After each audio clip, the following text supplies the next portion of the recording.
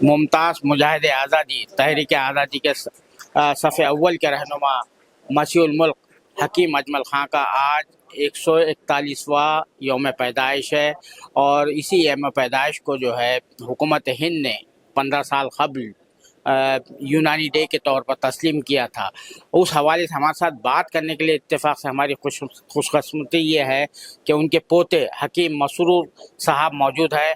आइए उनकी ज़िंदगी के बारे में, हकीम अजमल खां की ज़िंदगी के बारे में उनके पोते की ज़बानी सुनते हैं। हकीम मसरूर साहब, बहुत बहुत आपका इस्तकबाल है, आपने हमें वक्त दिया। हमारी खुशकिस्मती है कि आपने जो है आप मौजूद है हकीम अजमल खां को खिराज अकीदत पेश करने के लिए, खिराज तहसीन पेश करने के लिए। आप बताइए उनकी शख्सियत के बारे में। सबसे पहले तो मैं एक बात की रस्सी कर दूं, वो ये कि मैं उनका परपोता हूँ। दूसरी ये कि हकीम साहब की जो शख्सियत थी उसका कुछ हाथा किसी एक दायरे में नहीं किया जा सकता। की शख्सियत थी, वो हाफिज भी थे, हकीम भी थे, स्टेट्समैन भी थे, पॉलिटिशियन भी थे, एजुकेशनिस्ट भी थे। तबिया कॉलेज का क़याम, जामिया मिलिया इस्लामिया का क़याम उनके हाथों हुआ। गरीब परवर भी थे। दो ये बच्चों के जो ये यतीम खाने हैं उन्होंने बनाए, एक हिंदू बच्चों, गैर मुस्लिम बच्चों के लिए, एक मुसलमान बच्चों के लिए, जो बच्चों के घर से तो मेरा बड़ी सादा, मगर ज़िंदगी उनकी बड़ी सादा थी। और वो दोस्तों में एक मुख्तलिफ उनका मुकाम होता था, जिसमें नवाब लहारू वगैरह और उनके कुछ मौलाना आज़ाद मरहूम और डॉक्टर अंसारी वगैरह ये उनके ख़ास हल्के में थे। मगर और जो घर में आते थे तो बिल्कुल डिफरेंट होते। मेरी नानी मुझे बताया करती थी, उनका कहना ये था कि इतने सादा मिजाज के आदमी थे कि अगर वो हवेली हमारी भरी हुआ करती थी, ज़नान खाना अलग था, तो जब वो रात को घर में घुसते थे तो किसी ने कहा घर में वो अज्जे मियाँ कहलाते थे, तो अज्जे मियाँ ज़रा देखना फलां लौंडी की तबीयत ख़राब है फलां। तो वो कहती थी कि ऐसे ही यूँ शेरवानी उठाते थे और दहलीज पे बैठ जाया करते थे और देख लिया करते थे। तो बहुत सादा मिजाज, बहुत डाउन टू अर्थ आदमी, कभी गुरूर बिल्कुल नहीं। और मैं समझता हूँ, अच्छा, खिदमत खल्क का जो जज्बा था वो उनको उनके बुजुर्गों से मिला था। हमारे ख़ानदान का जो मोटो है वो है अफ़ज़लुल अशग़ाल खिदमतुन नास। ये रसूलुल्लाह सल्लल्लाहु अलैहि वसल्लम की एक हदीस है जिसका मतलब है कि सबसे बड़ा शुगल जो है वो इंसानियत की खिदमत। अच्छा, क्योंकि ये सिलसिला असल में मैं बताऊँ ये क्यों रहा कि हम लोग हकीम नहीं थे जद्दी, हम लोग ख्वाजगान थे। ख्वाजा उबैदुल्लाह अहरा रहमतुल्लाह अलैह जो नक्शबंदी सिलसिले के वो रहे हैं सूफी, उनकी हम औलाद हैं। और बाबर के साथ हिंदुस्तान हम आए थे। तो बाबर जब हिंदुस्तान आए तो यहाँ आगरे में रहे, हम शाही हकीम थे। अकबर के दौर में आके हमारे यहाँ शाही हिकमत शुरू हुई है, वरना ख्वाजगान थे।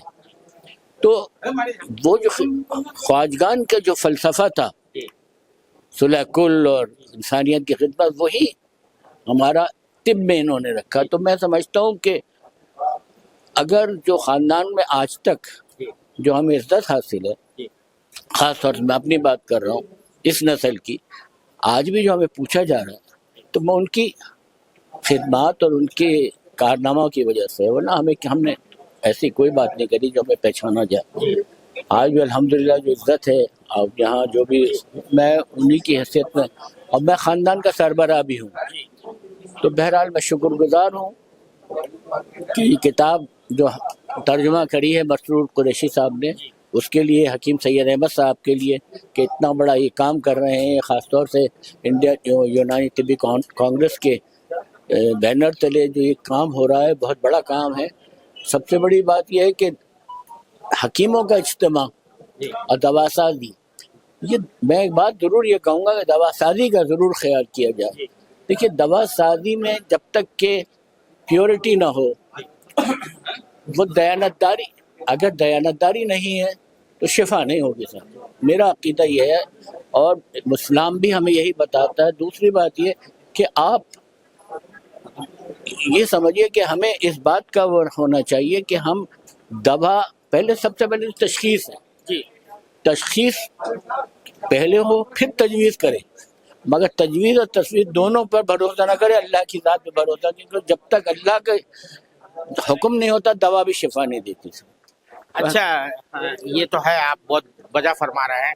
حکیم اجمل صاحب کی شخصیت کے حوالے سے گاندھی جی بھی ان کے ٹپ پر آیا کرتے تھے، بلی مہران کے علاقہ جو ایک مرکز بنا رہتا تھا سیاسی سرگرمیوں کا، تو آپ کو کچھ یادیں جو ہے اپنے بڑوں سے سننے ملی ہوں گی، آپ پڑھ پوتے ہیں، ابتدا میں نے تو پوتے کہہ دیا تھا غلط فہمی کی بنیاد پر، پڑھ پوتے ہیں آپ، تو کچھ یادیں ہیں۔ اور دوسری بات یہ ہے کہ حکیم اجمل خان بہت یعنی وقت سے پہلے یعنی انتقال کر گئے، تو یہ کہا جاتا ہے کہ نواب رامپور جو ہے بڑے، کیونکہ نوابوں کے قصے بڑے مشہور ہوتے ہیں، ان کو کون سی دوائی لگتی تھی، کون سے معجون لگتے تھے، تو ان کو زہر دے دیا گیا تھا، ایسا کہا جاتا ہے۔ اس میں کہاں تک صداقت ہے؟ یہ دونوں باتیں جو ہیں۔ دیکھیے روایتیں تو ہیں، ہاں اب کہاں تک تصدیق ہے یہ میں نہیں کہہ سکتا، اتنا مجھے معلوم ہے جو ہمیں بتایا گیا کہ جنازہ وہ انتقال رامپور میں ہوا تھا، اور جنازہ ان کا وہی تیار کر کے جی میت وغیرہ کو نہلا کے کفن کر کے جنازہ جو ہے وہ دہلی گھر پہ پہنچایا گیا تھا۔ تو لہذا اس بارے میں تو میں تصدیق سے نہیں کہہ سکتا، کیونکہ ہمیں اللہ رسول اللہ صلی اللہ علیہ وسلم نے فرمایا اور اللہ نے قرآن میں فرمایا کہ تحقیق جب تک نہ کر لو کوئی بات جو ہے تو میں تحقیقاً تو نہیں کہہ سکتا، مگر یہ ضرور ہے کہ وہاں سے تیار ہو کے آیا تھا، اشتباہ ہے مگر یقین نہیں ہے۔ دوسری بات یہ کہ حکیم صاحب کا جو سیاسی کیریئر شروع ہوا، ان کا وہ بہت بعد میں شروع ہوا، گاندھی جی کے دور میں شروع ہوا، یہ 1916-17 میں وہ شروع ہوا، مگر ان کا تعلق اصل میں شروع ہی سے ہمارے خاندان کا تعلق جو ہے وہ حکمت کی وجہ سے بین الاقوامی رہا۔ ان کے والد بھی بین الاقوامی شہرت کے والد تھے، حکیم غلام محمود خان صاحب، ان کے بڑے بھائی حکیم عبد المجید خان صاحب جو میرے پردادا تھے وہ بھی اسی، مگر حکیم صاحب نے جو خدمات طب کی کری اس کے ساتھ ساتھ انہوں نے سیاسی میدان میں بھی بہت کام کیا، حالانکہ وہ لارڈ ہارڈنگ کے پرسنل دوست تھے لارڈ، اور آپ اس کا ثبوت یہ ہے کہ طبیہ کالج کا سنگ بنیاد رکھا ہے وہ لارڈ ہارڈنگ نے رکھا، اور اس کا اناگوریشن جو ہے مہاتما گاندھی نے کیا۔ تو گاندھی جی جب دہلی آئے تھے تو انہوں نے تم حکیم صاحب سے واقف نہیں تھے جب شروع گیا گاندھی، تو انہوں نے بعد میں حکیم صاحب سے ملاقات جب لوگوں نے کرائی تو حکیم صاحب ان کے ساتھ ہو گئے، اور مسیح الملک مسعود نے ان کے ساتھ جوائن کرنے کے بعد وہ جو خطاب تھا نا یہ نان کوآپریشن موومنٹ، تو یہ دونوں خطابات واپس کر دیے انہیں، یہ حاضق الملک کا خطاب تھا، ان کے بڑے بھائی عبد المجید خان صاحب کو بھی وہی تھا، اور ان کے پردادا کو بھی۔ ذرا حاضق الملک جو ہے ناظرین کو بتا دیں، حاضق کے معنی ہوتا ہے حاضق کا شفا دینا، قابل لائق حکیم جو ہوتا ہے اسے حاضق۔ تو دوسرا یہ کہ ایک خطاب انہیں تھا قیصر ہند کا، یہ دونوں برٹش گورنمنٹ سے دیے ہوئے تھے، تو یہ دونوں انہوں نے بعد میں جب تحریک مواصلات شروع ہوئی تو اس وقت انہوں نے یہ واپس کیے ہیں، اور عوام نے پھر انہیں مسیح الملک کا خطاب دیا جو آج تک انہیں مسیح الملک کے نام سے یاد کیا جاتا ہے۔ تو گاندھی جی شریف مندر میں آتے تھے، مولانا آزاد حکیم صاحب، میں آج بھی شریف منزلی میں رہتا ہوں، آپ تو تشریف لائے ہیں، مولانا آزاد مرحوم شریف منزل میں 8 مہینے رہے حکیم صاحب کے ساتھ۔ مولانا آزاد کی ملاقات گاندھی جی سے حکیم صاحب نے کرائی، وہ دونوں ایک دوسرے کو نہیں جانتے تھے، مگر حکیم صاحب تو چلے گئے، مگر گاندھی جی کا تعلق جو مولانا آزاد سے رہا تو بعد تک، آزادی کے بعد بھی مولانا آزاد کو ایک مقام دیا گیا، گو کہ آج سرکار نے اس کو فراموش کر دیا ہے، اور کہیں کہیں چیدہ حکیم مولانا آزاد کو یاد کر لیا جاتا ہے، حالانکہ ان کی خدمات جو اور اس ملک کو جو کچھ انہوں نے یہ IIT کی شکل میں اور اداروں کی شکل میں دیا ہے وہ ہے یہ بہت کم اس کا ایسا ریکگنائز کیا جاتا ہے۔ مگر بہرحال تو حکیم صاحب کی شخصیت جو ہے اس کے سلسلے میں تو یہ ایک کتاب آئی ہے جس میں یہ سمجھیے یہ آبجیکٹو اسٹڈیز انہوں نے چھاپی ہے، جی انہوں نے اس کتاب میں وہ ہے 100 greatest Muslim of the 20th century، اس میں حکیم صاحب کا نام ہے، تو ایک منفرد شخصیت تھی حکیم صاحب کی، اور ہم اللہ کا میں شکر گزار ہوں کہ اللہ نے ہمیں اس نسل میں ان کے ہمیں ایسے اجداد کی اولاد بنایا۔ آپ کے خاندان کو کوئی خلیش ہے کہ بھئی جتنے بھی مجاہد آزادی تھی کچھ نہ کچھ ان کو نوازا گیا، ایوارڈ دیا گیا، یہ کم سے کم ان کو بھارت رتن کا ایوارڈ ملنا چاہیے تھا، انہوں نے ملک کی آزادی کے لیے بھی اور جو ہے یہاں کا جو ٹریڈیشنل میڈیسن سسٹم ہے اس کو ریوائو کرنے کے بچانے کے لیے بہت بڑا جو ہے کارنامہ انجام دیا۔ دیکھیے اس میں تو کوئی دو رائے نہیں، آج جو طب بچ گئی اور جو آیورویدک بچ گئی، خالی طب نہیں، آیورویدک کو بھی بچا، جی آیورویدک بھی بچا، انڈیجینس دونوں ختم کرنے کے لیے انگریزوں نے پوری کوشش کر لی تھی اور ختم ہو جاتی اگر اب حکیم عبد المجید خان صاحب یہ احساس نہ کر لیتے، حکیم صاحب کے بڑے بھائی، کہ یہ ختم ہو جائے گی اگر ہم نے اس کو انسٹیٹیوشنلائز نہیں کیا۔ تو انہوں نے طب یونانی کو انسٹیٹیوشنلائز کیا اور مدرسہ طبیہ شریف بندل میں شروع کیا، اور وہاں سے پھر وہ ترقی کرتے کرتے طبیہ کالج کی شکل میں اجمل خان صاحب مرحوم کے ہاتھوں پہنچا۔ تو دیکھیے اس کانگریس گورنمنٹ نے، سچی بات ہے، کوئی ایسی بات نہیں کارنامہ نہیں کیا جو حکیم صاحب کو یاد کیا جاتا، مگر اس گورنمنٹ نے جو موجودہ سرکار ہے اس نے کم سے کم اتنا کیا، آیوش کے نام سے جو یہ منسٹری قائم کی ہے اس میں یونانی، سدھا اور یہ آیورویدک وغیرہ کو رکھا ہے۔ اس میں واقعی تھوڑا سا سہارا، بلکہ سانس لینے کی جگہ ملی ہے طب یونانی کو۔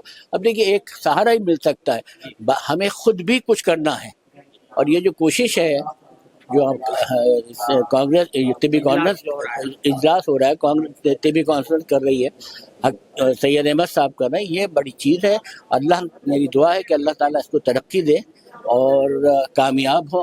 اور ایک بات میں چلتے چلتے یہ ضرور کہنا چاہتا ہوں کہ دیکھیے مجھے بڑا افسوس ہوتا ہے، BUMS کر کے نکلتے ہیں اور خود کو ڈاکٹر لکھتے ہیں۔ کھلی بات ہے کہ احساس کمتری میں ہم مبتلا، فقر سے کہیے کہ میں حکیم ہوں۔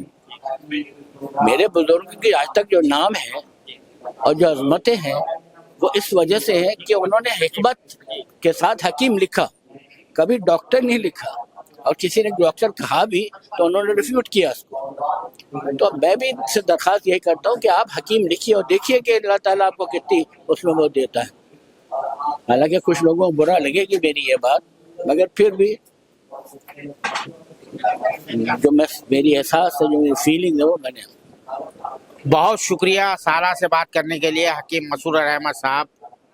بہت بہت شکریہ آپ کا کہ آپ نے مجھے یاد کیا اور موقع دیا، اور میں سمجھتا ہوں جو تھوڑا بہت میں نے کہا ہے اس کا اثر لوگوں پہ پڑے گا، اور احساس کریں گے کہ ہماری کیا ذمہ داریاں، ہمیں اپنی ذمہ داریوں کا خیال کرنا چاہیے۔ یہ تھے جناب حکیم مسرور احمد صاحب جو حکیم اجمل خان کے پرپوتے ہیں۔